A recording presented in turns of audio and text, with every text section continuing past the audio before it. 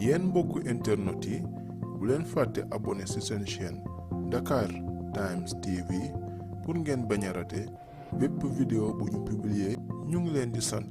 di leen gërëm ci seetaan bi. Fatimata Ndiaye Fouta Tampi moom la Macky Sall jox ay ordre pour ñu liquider ko rey ko moment bi may wax ak yéen nii les forces occultes de Macky Sall jot nañu ordre pour di rey Fatimata Ndiaye bu Fouta Tampi parce que dafay déranger Macky Sall dafay déranger le régime de Macky Sall. Fatimata Ndiaye bi doon xeex ngir waa Fouta ak Fouta Tampi moom la Macky Sall joxe ay ordre na nañ ko rey moment yi may wax ak yéen nii force occulte yi ñi ngi dugg ci fi mu dëkk pour nar ko liquider pour rey ko. Pendant ce temps Macky Sall jël na avion dem France di uti xaalis. À chaque fois buy def ay coup d'état di def ay coup di def ay complot day bàyyi bay tukki joxe ay ordre ci ginnaawam. Moment bi may wax ak yow ni information yu fiable laa am yu leer nañ que les forces occultes de Macky Sall actuellement à Dakar, les forces sont en train de chercher xam nañ fi Fatimata Ndiaye dëkk repéré nañ ko jël joxe nañ ay instructions pour ñu jël ko liquider ko définitivement comme ça dootul waxati dañ ko bëgg a rey. Macky Sall ordre yooyu la joxe parce que wóolu na ko ba tàyyi pour wax ak moom mu lànk jaar na fu nekk ak moom jéem nañ ko dig xaalis corrompre nañ ko wax nañ ko lu ne pour mu noppi mu banque parce que il semblerait que dafa xam lu bare dans le régime de Macky Sall. Il semblerait, moi j'en sais rien, mais il paraît que elle connaît les secrets de Macky Sall te Macky Sall bëggul mu wax.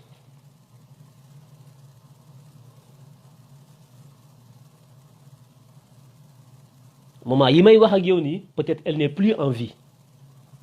parce que dañ ko nar a rey te duñu bàyyi benn trace. Macky Sall est à Paris depuis aujourd'hui. Ils se sont réunis hier. Macky Sall jox ay instructions ne bu dellusee Sénégal le 19 bu dellusee bëggul fekk Fatimata Ndiaye nekkati ci réseaux sociaux yi di wax. Président Ousmane Sonko génn na fi di wax dernière sortie ba tudd Fatimata Ndiaye waxoon na ñu ngi koy xoqatal ak di ko menacer te loolu jaaduwut déglu ngeen ko. ba ne ci biir waxam moom président Ousmane Sonko Fatimata Ndiaye nag jàmbaar la ndax xeex bi muy xeex moom président Ousmane Sonko gis na ci boppam. am na sax ñu yaakaar ne moom moo nekk ci ginnaawam te mësu ko gis la wax waaye nag su ko mënoon gis jël président Ousmane Sonko nee na su mënoon gis Fatimata Ndiaye jël mais mënu ko gis. depuis wax boobu génn ba léegi Macky Sall nelawatul def nañ le tout il paraît pour mën a toog ak Fatimata Ndiaye dig nañ ko ay milliards lu nekk pour mu noppi bàyyi xeex bi muy xeex teg ko ci suuf mu lànk ne moom day xeex pour Sénégal jëm ci kanam ñu naxanteeg moom lu ne proposé nañ ko mu bañ. léegi nag bi ñu demee ba xam ne kii dafa dëgër bopp dafa nar a yàq seen pouvoir ñu joxe ay ordre pour ñu rey ko liquider ko. Dakar Times TV. parce que il paraît li mu xam ci gouvernement Macky Sall su ko waxee Macky Sall du fanaan ci palais bi. il faut ngeen partager ko mu yaatu actuellement c'est une question de vie et de mort moment bi ñuy wax nii ñun ñoo ngi toog di déglu mais am na jigéenu Sénégal boo xam ne mi ngi jóg di xeex takk ndiggam Macky Sall nee nañ ko rey. billahi wallahi talaahi li ma leen di wax nii bu amul yàlla bu ma jéggi siraat moment bi may wax ak yéen nii Fatimata Ndiaye ñi ngi koy jëli ñi ngi koy force occulte Macky Sall yi joxe nañ ay ordre pour ñu jëm jël ko rey ko.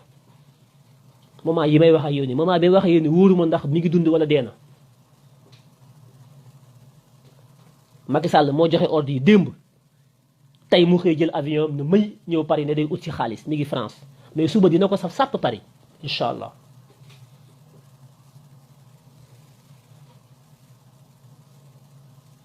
Un instant ne quittez pas maintenant live bi dagg. ngeen baal ma ngeen jéggal ma parce que voilà il y a les coups de fil on m'appelle voilà ce sont mes réseaux les gens qui voilà ñi may informer à temps réel. voilà à temps réel moment bi may wax ak yéen actuellement elle est en train de courir elle est en train de se cacher elle est en train de faire les rues de Dakar de dugg fii génn fee pour làqatu elle est en train de se cacher moment bi may wax ak yéen mi ngi daw ñun ñu ngi toog suñu kër yi ñun ñëpp man maa ngi live yéen ñoo ngi déglu. jigéen la moom mi ngi takk sërëm li ñuy xeex mu di ko xeex ñu bëgg ko rey mi ngi daw mi ngi jooy mi ngi dugg fee mi ngi dugg fële Macky Sall mi ngi tëdd Paris nee na nañ ko rey bu ma ko fekkaat. C'est grave. Dans quel pays nous sommes? Pendant ce temps Macky est à Paris mais demain toute la France va savoir qui est Macky Sall mais yéen tamit Sénégal diaspora bi yéen ñëpp il faut ngeen jóg pour taxaw c'est pas possible c'est pas possible. Fatoumata Ndiaye Fouta Tampi la dame de Fouta Tampi xam ngeen ko moom la Macky Sall joxe ay ordre na nañ ko jël liquider ko parce que il n'est pas question muy wax lan la war a wax dafa am lu mu xam lu bari ci état bi ni muy doxee am lu mu xam lu bari ci Macky Sall am lu mu xam lu bari ci ay complot am lu mu xam lu bari loo xam ne daan ci ñëw moom bu demee ba mucc ba taxaw ba toog parce que là mi ngi daw pour mucc parce que dañ ko bëgg a rey bëgguñu mu wax mais bu demee ba toog dina wax parce que ñun dañu foogoon ne li muy wax yëpp affaire Fouta Tampi la Fouta ndeke y a autre chose ndeke y a autre chose ndeke moom dafa nekkoon ci seen biir nekk au cœur du pouvoir am lu mu seq ak Macky Sall lu bare am lu mu seq ak les gens du pouvoir lu bare ñu xam ko loo xam ne tey bu ko Sénégalais yi xamoon Macky Sall day wàcc ci saasi moo tax ñu ne nañ ko rey comme ça kenn du xam parce que am yàgg nañu rey ay nit il paraît am na ñu dee ci dëkk bi Sénégal ñu naan dañu dee fekk ñoom ñoo leen rey le régime dañuy reyaat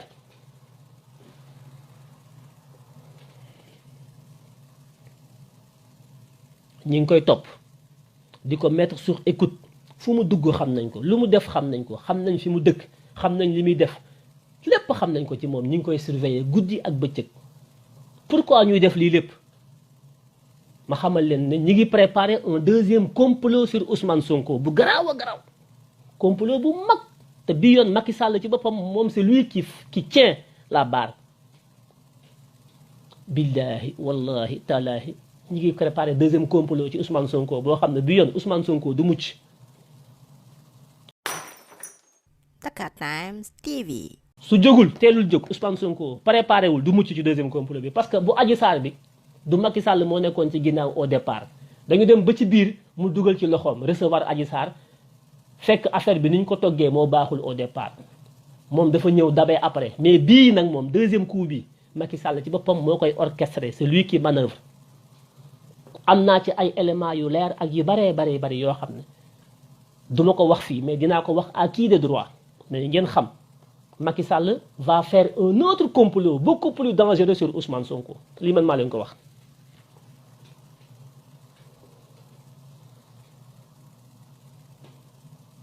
Ousmane Sonko mënatuma ko jot kenn mënu ko jot il a changé des numéros il paraît kenn xamul pour des questions de sécurité parce que moom tamit ñun dañ ko bëgg a rey. dañ ko bëgg a rey moom tamit Ousmane Sonko dañ ko bëgg a rey moo tax it mi ngi changé téléphone ñu ngi koy surveiller comme ni ñu def nii Fatimata Ndiaye ñu jàpp ne moom ak Fatimata Ndiaye ñu ngi wax parce que dégg nañu Ousmane Sonko wax taxaw ne su ma mënoon a jot Fatimata Ndiaye su ma ko mënoon a gis ko pour ñoom ñaar ñi ngi wax alors que ça peut-être c'est même pas vrai gisante wuñu léegi pour bañ Ousmane Sonko xëy na jot ci information yi Fatimata Ndiaye parce que ñoom jàpp nañ ne Fatimata Ndiaye xëy na mi ngi wax ak Ousmane Sonko parce que Ousmane Sonko taxaw na su ma ko mënoon a gis ko donc ñoom dañuy jàpp ne kon Ousmane Sonko xëy na mi ngi gis Fatimata Ndiaye te information yi Fatimata Ndiaye am bis bu ci Ousmane Sonko jotee Sénégal Macky Sall du fanaan ci palais bi amul sax sikk sàkk loolu mooy raison bi tax ñu bëgg ko rey ku Adji Sarr bi ñuy wax ni le dossier Adji Sarr Fatimata Ndiaye lépp la xam mi ngi ci loxoom. yàlla du nit te ñoom bëgguñu affaire boobu exploser dossier Adji Sarr Ousmane Sonko bi tappale yooyu nga xam ne ñoom kii Fatimata Ndiaye daf ko xam ci loxoom mu leer nañ Macky Sall yaa ngi Paris tey di nga ñibbi Sénégal gannaaw suba am nga réunion booy préparer ci sa kër Mermoz yow Macky Sall am na benn féticheur buy jógee Afrique du Sud di ñëw c'est un féticheur moo leen di jël yéen ñi war a monter coup bi deuxième coup bi ngeen prêter serment ba nga xam ne képp ku faillir génn information ci deal bi ngeen nar a teg contre Ousmane Sonko da ngay dee parce que féticheur bi moo koy garantir te féticheur boobu yow Macky Sall xam nga kon parce que yàgg na ñëw Sénégal c'est un féticheur anglophone déggul sax français il arrive demain à Dakar à l'aéroport de Ndiass li ma leen di wax ku ko wet dem leen aéroport de Ndiass da ngeen fa gis avion bu wàcc jógee Afrique Sud da ngeen fa gis ab féticheur mais salon d'honneur lay jaar génn ñu loger ko il sera à la réunion qui aura lieu chez Macky Sall dans la nuit du mercredi à jeudi à 3h du matin au moment où les Sénégalais sont en train de dormir moment bi ngeen nelaw yéen Macky Sall mi ngi comploter pour complot ay nit ñu jox ko état jox ko budget mu war a taxaw ci suñu ay jafe-jafe suñu ndox suñu courant suñu ay autorité tubaab yi téye réew mi moment bi ngeen tëdd nelaw 3h du matin Macky Sall woo na ay ñooñam fukki nit ñu war a daje ci këram pour lan teg ndëgg sa rex pour lan Ousmane Sonko ñu liquider ko te ñi ko war a seq ànd ak Macky Sall nekk ci biir réew mi Macky Sall nee na bala maa def dara ak yéen da ngeen ni damay indi sama féticheur bi mu teg ay mbir xërëm yoo xam ne ku nekk teg ci sa loxo képp ku trahir pacte bi da ngay dee. réunion boobu lañu am le 20 te dinaa citer ay nit yoo xam ne ñoom ñoo war a dem ci réunion boobu. Le Sénégal est en danger Serigne Mountakha Mbacké Sénégal est en danger yow mi doon wax ne ku rey nit safara nga jëm Serigne Mountakha Mbacké maa ngi lay woo dama bëgg sama wax ji ngeen partagé ko ba mu àgg ci Serigne Mountakha Mbacké àgg ci Serigne ñi ngeen di wax Sénégal yëpp les forces vives de la nation les complots que Macky Sall prépare ba mu ne je vous ai compris. Dakar Times TV. dinaa créer ay emploi la jeunesse damay kii jëf yooyu yëpp ay tappale la il cherche à se venger li mu bëgg mooy fayu ci Sonko te bii yoon Ousmane Sonko du mucc man maa leen ko wax parce que xam naa pexe yi ne la taxawal te man mënuma jot ci Ousmane Sonko pour toll nii pour wax ak moom je suis immensément renseigné man mais mënuma jot ci Ousmane Sonko moo tax ma jàpp ne bii yoon seen dëgg sa rex day jàll par force. Le projet est en danger parce que Ousmane Sonko s'est barricadé ba yenn information yi du mën a àgg ci moom jéem naa lu ne mënuma ko moo tax ma taal live bi di alerter l'opinion publique sénégalaise boo léegi bu kenn xawuma ko woon bu kenn waxuma ko woon fii laa koy waxee tey.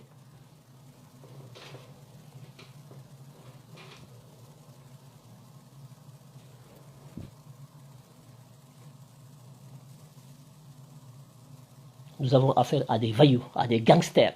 Ils sont prêts à tout. Je vais citer des noms tey du ma wax dara mais je lance l'alerte ñoom ñi ngi may déglu ñi ngi déglu live bi suñu reculé wul ci li ñuy def nii suñu ci reculé wul je vais faire la liste des personnes qui sont concernées ñi nekk ci coup bi yëpp coup Adji Sarr bi ñi nekk ci coup bi xam naa leen coup bi ñuy waajee deuxième coup bi nga xam ne Macky Sall moo koy piloté bi yoon xam naa ñi ki nekk te dinaa citer tur yëpp sénégalais yi ngeen xam bëgguñu deuxième vague day am par force parce que Macky Sall ci boppam moom mooy préparé beneen xeex bi guerre civile bi nar a am ci réew mi moom moo koy togg parce que loolu la xam.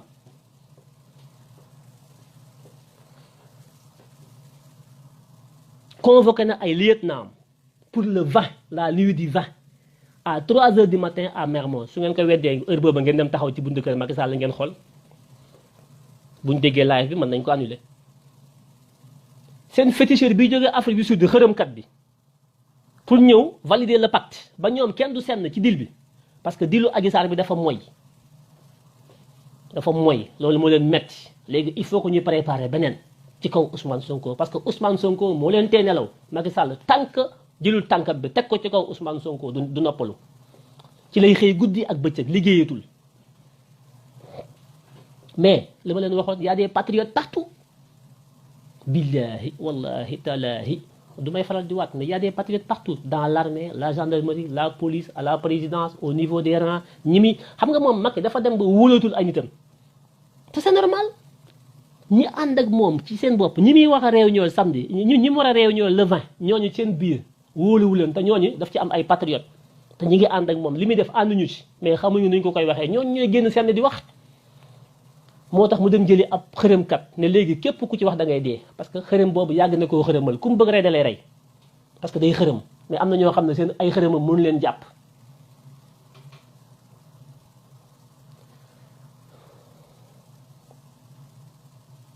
Voilà le Sénégal à chaque fois buy def coup d'état Macky Sall day génn réew mi parce que fétiche yi ñoo koy xamal loolu su ma leen nee Macky Sall ba mu faloo ba léegi du tëdd ci lal est-ce que di ngeen ko gëm mësta tëdd ci lal parce que fétiche yi ñoo ne ko bul tëdd ci lal Macky Sall ci mer gàddu lay fanaan benn mer gàddu boo xam ne dañ ko xaatim Macky Sall du tëdd du nelaw guddi xam nga man heure la Macky Sall yi nelaw bu nit ñi di yeewoo ci lay tëdd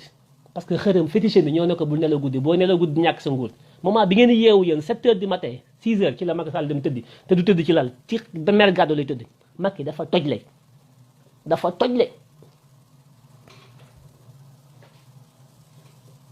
Serigne Mountakha ngi wax ji rafet na tout ça mais Serigne Mountakha Mbacké dañ lay ñaan nga yëkkatiwaat sa kàddu rey nit googu nga wax ci la Macky Sall yi dox te mi ngi rey ay nit bëgg na rey Fatimata Ndiaye Fouta Tampi bëgg na rey Ousmane Sonko ci loolu lay dox Serigne Mountakha Mbacké bëgguñu nag Mbacké ñu bàyyi ba mu weesu ba Ousmane Sonko lii dal Dakar Times TV. ko wala keneen ak keneen ñu jóg di wax nañu teel a artu Macky Sall tout de suite réunion na démb joxe ay ndigal nañ jàpp ndaw si parce que ndaw si xam na lu bari loo xam ne su ko waxoon tey réew mi tas ñu ngi koy bëgg a rey parce que coup biñ nar a monteel Ousmane Sonko moo tax il faut ñu liquider ndaw si il faut ñu rey ndaw si pour mën a deuxième coup d'état bi ñu bëgg a def Ousmane Sonko complot bi ñu bëgg a teg ci kaw Ousmane Sonko ndaw si waru koo fekk daf ciy ànd ndaw si daf ci war a ànd wala bu ci àndul ñu faagaagal ko kon yéen sénégalais yi am yaakaar ci seen sëriñ si comme ñoom ñooy wax bu ñu waxee ñu ne eskay lii may wax du waxi caaxaan du lu may fortaatu c'est des informations yu fiable yu wér peng peng peng peng peng peng peng peng du ngeen ko gëm waaye bu demee ba am da ngeen ko gëm mais su boobaa c'est trop tard moom nag nday mbill ji Fatimata Ndiaye mi nga xam ne moom tey moom lañ bëgg a faagaagal moom lañ bëgg a rey ndax noppiloo ko mu lànk nax ko jaar ak moom fu nekk faalewu leen ndax dafa gëm li muy wax ñu ne kii kat amatuñ pexe ci moom nañ ko rey parce que bis bu waxee musibaam bu génnee ci tolof tolof yi moment bi may wax ak yéen ñi xaw ma ndax mi ngi dund wala dee na moment yi may wax ak yéen ñi yàlla rek a xam mais ñi ngi ci kawam moo tax ma tàllaay fi pour alerter su muccee ci lii ba toog fu dal moom xëy na dana ci ñëw wax waaye ñu ngi koy rëbb maytuñ ko jàmm pour bëgg ko rey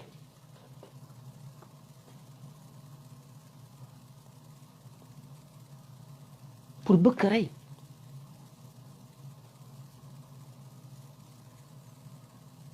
léegi nag yéen sénégalais yi déglu mbir mi ci seen loxo la nekk ñun sénégalais yi ñooy xool lan lañu war a taxaw lan lañu war a def est-ce que réew mi dañ koy bàyyi mu dox ci ay loxo yoo xam ne bu nit ñi nelaw ñi ngi réunion di complot lan la ñuy complot wuñu pour tabax réew mi complot wuñu pour sénégalais yi am jàmm dañuy complot pour am alal dañuy complot pour nekk ci iblis ak seytaane dañuy complot pour nu ñuy nootee askan wi dañuy complot pour mën a tëj Pape Ndiaye ci kaso bi ndax journaliste la da leen déranger dañuy complot pour mën a faagaagal Ousmane Sonko ndax moo leen tee nelaw dañuy complot pour mën a rey Fatimata Ndiaye mi nga xam ne moom it dafa xam lu bari ndax nekkoon ci seen biir ànd ak ñoom lu yàgg xam lu bare loo xam ne bu ko waxee tey ñëpp génn ci Macky Sall loolu la ñuy bañ mu àddu moo tax ñu bëgg ko rey te ñi nekk ci ginnaaw loolu yëpp xam naa leen dinaa leen tudd benn par benn pour l'instant damay xool ba xam ni ñuy réagir ñoom avant may tudd tur li lépp nag xam ngeen lan mooy plan bi mooy le 3e mandat en 2024 parce que loolu moom Macky Sall réglé na ko ba pare ci conseil constitutionnel réglé na ko ba pare moo tax Youssou Ndour naan ñoom ñëpp Macky Sall bu ci kenn wax loola lépp tënk nañ ko ba mu dee ñu teg ko moment bi la ñuy xaar jamono bi muy xaar ñu génne ko te buñ ko génnee guerre civile dina am ci réew mi te ñoom duñu dellu ginnaaw na ñëpp dee mais dañ koy forcer parce que pour ñoom mandat wu 7 ans bi bokkul ci mandat yi mandat bii muy def nii pour ñoom mooy mandat bi nga xam ne mooy soog a tàmbali ci ñaari mandat yi mi ngi soog a tàmbali mooy juróom bii mu nekk waaye bu njëkk ba juróom-ñaari at yi pour moom bokkul ci mandat yi loolu lañ jàpp ñoom tënk ko nag ñu ne bu mu senn bu ko kenn génnee Macky Sall consulté na ko conseil constitutionnel consulté na ko bu yàgg ba conseil constitutionnel ne ko mën ngaa nekk candidat 2024 conseil constitutionnel bii ngeen wax ni moo jox na Macky Sall ne ko mën ngaa nekk candidat 2024 ñi mi ngi ñu téye na pat ba mu jot ñu koy soog a génne moo tax il faut que ñu liquider Ousmane Sonko parce que moo leen di déranger moom lañ ndaw ñi àndal nit ñi pare nañu pour sacrifier pour joxe seen bakkan ngir loolu moo tax ñuy artu Ousmane Sonko ak di ko conseiller naan ko léegi parce que 3e mandat bi lañ bëgg teg ci ko taabal moo tax képp koo xam ne da nga leen déranger dañ lay rey bala ñu àgg foofu bu kenn xaw ma woon de lii may def nii sama devoir citoyen la mënoon naa xam ne pat mais kon su boobaa yàlla dafa ma koy laaj ëllëg moo tax ma artu wax li ma xam bu kenn tëdd ne xaw ma woon ngeen yeewu nekk ci seen bopp bu fekkee ay Dakar Times TV. Sénégalais ngeen nekk ay patriotes na ngeen préparé wu xam ne xeex léegi ak Macky Sall moo gën bàyyi ba veille 2024 lu mat ay 10 000 personnes di ci dee parce que ci guerre civile lañ jëm parce que Macky Sall billahi wallahi talaahi day teg candidat am 2024 yéen a xamul mais man xam naa yéen naan bu ko tegee bu ko defee léegi loolu xeex boobu du xeexu 2024 xeexu tous tey la tey deuxième vague suba du xeexu 2024 de suba bu ñu yeewoo la ñu war a commencé xeex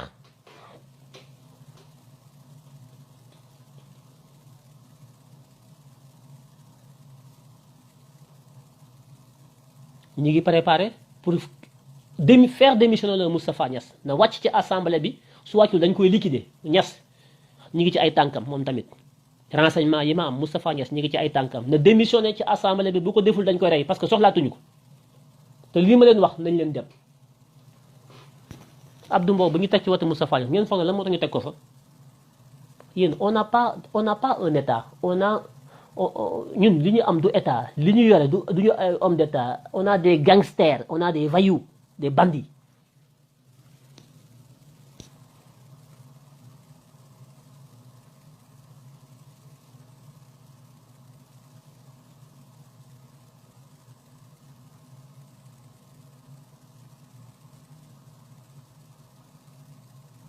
Pastef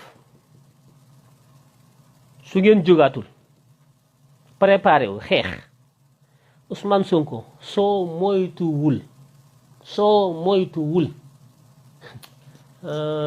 willahi Ousmane Sonko c'est dommage may wax ak yow nii en direct parce que mënuma jot ci yow te am na loo xam ne bëgguma ko wax kenn par intermédiaire c'est dommage mais Macky Sall gi sa kaw te bala laa baax parce que da nga am ndam ci woon Macky dafa am défaite ci première vague bi daf ko metti je vous ai compris boobu wallahi bu ngeen xamoon li ma xam dafay waaj parce que dañu am ay ñu ñuy renseigner ñun ci biir état bi ñoo xam ne ay patriote lañu li Macky Sall di nekk du dëgg du yoon ànduñu ci Macky Sall li muy def ni jabaram sax àndu ci jabaram Macky Sall li muy def jabaram àndu ci ay doomam àndu ci wallahi ak bu ma gisanteeg rasulullahi la yàlla bu ma gisanteeg moom su fekkee li may wax amul Macky Sall li muy def ni ci kaw Ousmane Sonko kii Marième Faye Sall daf ci opposé ay doomam opposé wu ci mais faalewu leen Macky du nit c'est un monstre du nit c'est un monstre froid ak yeneen yoo xam ne dinaa ci ñëw ci sur sa vie privée moom Macky Sall loo xam ne yéen Sénégalais da ngeen ko umpale ci lu muy nekkee yu garaaw yoo xam ne tey jii mais bu ko Serigne Mountakha Mbacké xamoon wala ñeneen mais c'est pas buñ ko xamoon tey Macky Sall du ku ñuy jox sax loxo wala ku ñuy dalal wallahi du ku baax loolu jabaram xam na ko ay doomam xam nañ ko du nit ndax lépp lan seytaane pouvoir xaalis jigéen seytaane boo leen naree yoole wala nga nar a yàq seen teraanga yooyu ak seen pouvoir yu seytaane iblis ñu rey la avancé rey leen ñëpp da ngeen reyaate rey leen ñëpp yéen da ngeen reyaate Sénégal di reyaate États-Unis di reyaate France ñi ngeen rey États-Unis xam nañ leen la xew États-Unis xam nañ ko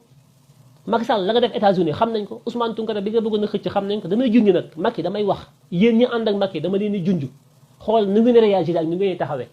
te li ma xam du man rek maa ko xam de am na ñeneen ñu ngeen ko xam bu ngeen ma liquider wala am ñu génn wax ko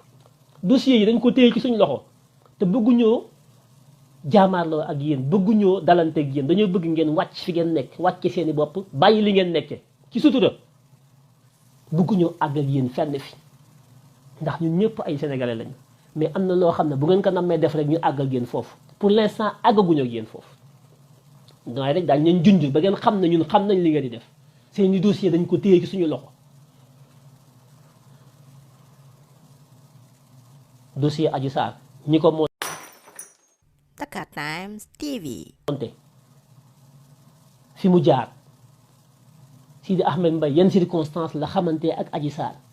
madame Tall ba ma leen doon wax borom boutique ba fa Adji Sarr demoon mu ko daan président daf may recevoir mu naan ko lii ak laag lan moo ci rëla madame Tall ne woon naa leen mi ngi ci coup bi wallahi da nga xam ne dinaa indi ay tur liste laa leen tegal moo tax dossier Adji Sarr bi ñoom xam nañ ne du sotti léegi dañu bëgg beneen dossier ci Ousmane Sonko te boobu Macky Sall moo koy piloté actuellement te bala ñu tàmbali dossier boobu il faut que mu am pacte de diable pacte satanique bu ñuy signé boo xam ne ab féticheur xërëmkat buy jógee South Africa Afrique du Sud lay jógee suba day wàcc aéroport Ndiass à 10 suba le 18 day wàcc Dakar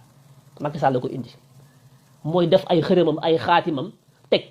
ku nekk teg sa loxo ci xërëm bi ne man damay waat ne mbir mi su amee du ma ci wax du ma ci kii dara du génn ci man lépp dama koy téye secret bi du génn waat teg sa loxo xërëm bi fétiche bi nga xam ne bu ëllëgee ku sennal rek faatu parce que ñoom loolu la ñu gëmuñu yàlla gëmuñu yonent bi ci xërëm la ñuy dox. Macky Sall bii yoon daf leen a imposer ñoom ñëpp ñu teg seen loxo ci fétiche bi ci xërëm bi waat nga xam ne ku trahir ku sennal rek faatu jóge fi parce que bii yoon moom moo koy téye te bëggul mu moy parce que bee dafa moy parce que bee ci njàlbeen gi moom yéegul woon yoonam nekku ci bañ demee ba ci biir lañ ko ci dugal mu toog ak Adji Sarr wax ak moom xool ko wax ko li mu koy wax ba noppi ne ko bu ma ci feeñ bis bu ma ci feeñee da nga xam ne yow dootoo ko fekk napp ko xëbal ko tëkk ko ne ko bis bu ki sama tur génnee yow yaa nga barsàq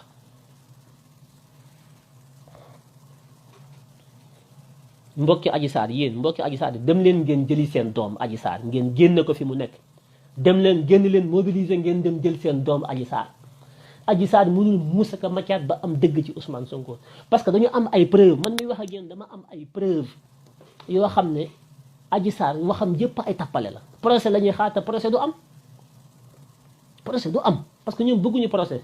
dañoo bëgg beneen coup contre Ousmane Sonko boo xam ne Macky Sall moo koy dox bii yoon mais ay procès Adji Sarr ak Ousmane Sonko loolu ñoom pare nañ ci dañ ko téyendi nii pour bëgg sonal président Ousmane Sonko du dem du dikk en attendant Macky Sall teg beneen complot ci kawam te bii yoon du may de bii Macky nee na man samay nee na man kenn du ma jam ñaari yoon naa ni bii yoon Macky Sall ci boppam moo koy dox li ma ci xam ne duma ko wax fii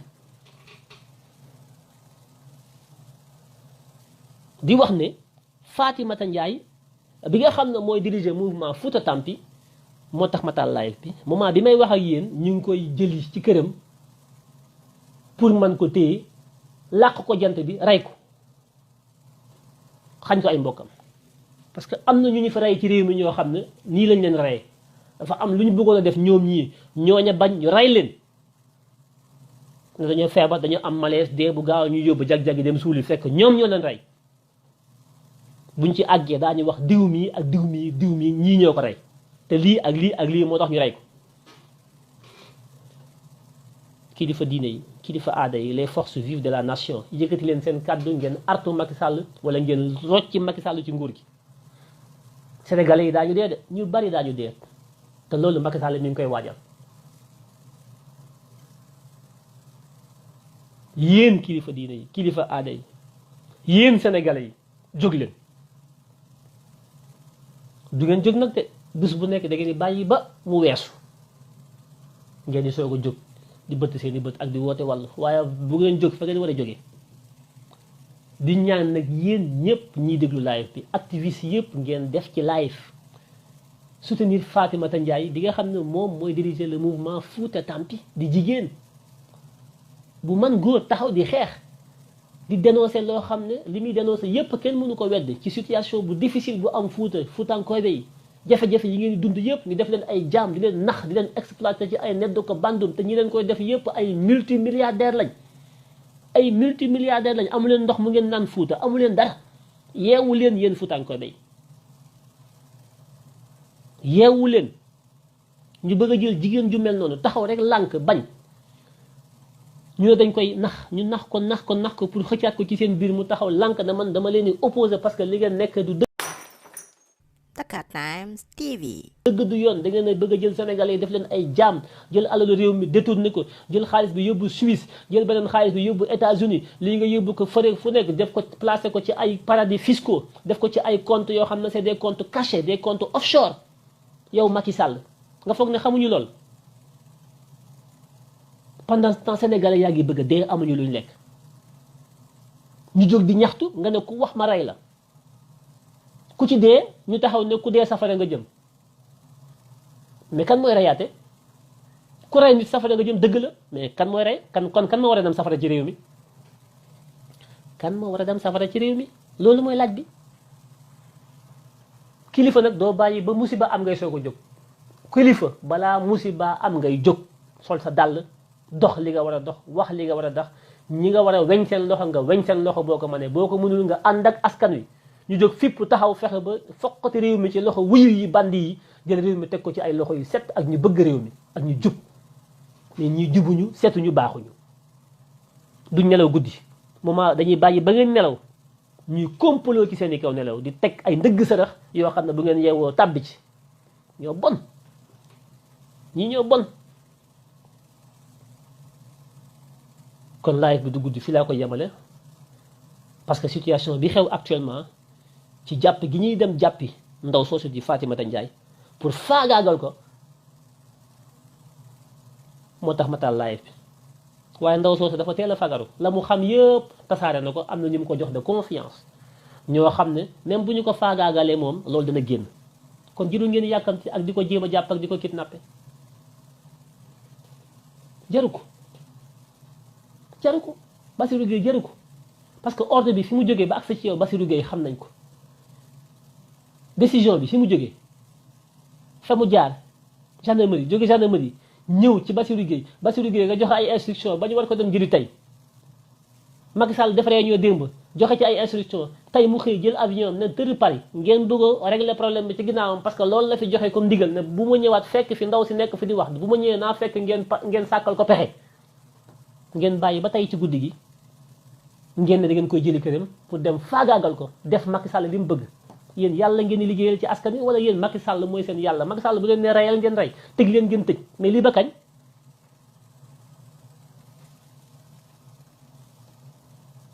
ba kañ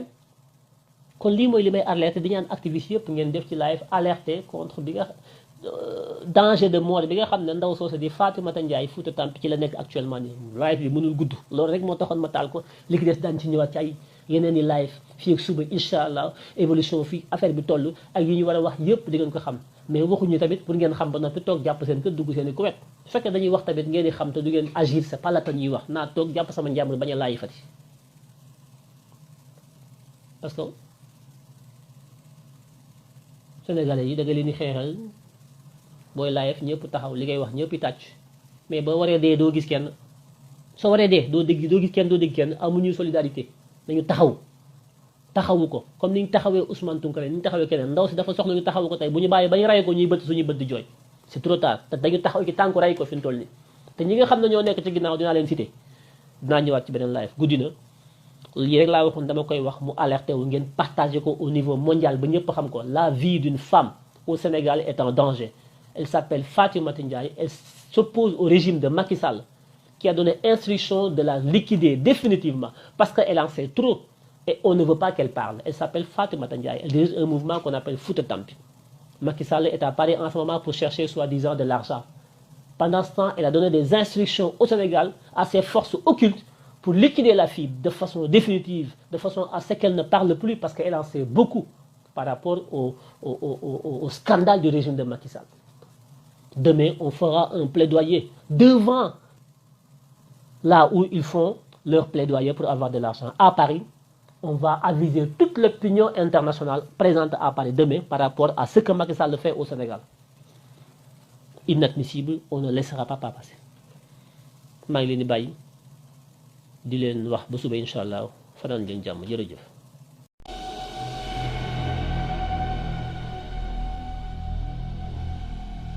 yéen mbokku internet yi bu leen fàtte abonné ci seen chaîne